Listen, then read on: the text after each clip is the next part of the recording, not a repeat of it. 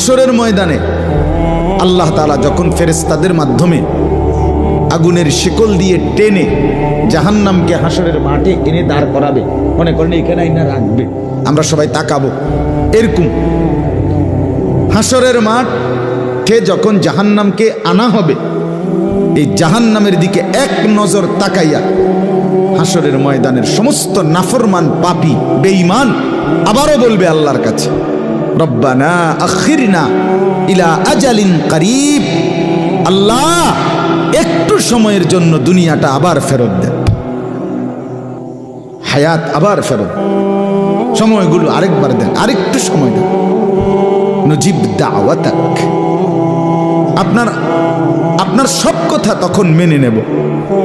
ওয়ানাত্তাবিউর রুসুল, আপনার রসুলদের আনুগত্য করব। আল্লাহ বলবেন না, না বান্দা, এখান থেকে কাউকে আর ফেরত দেব না।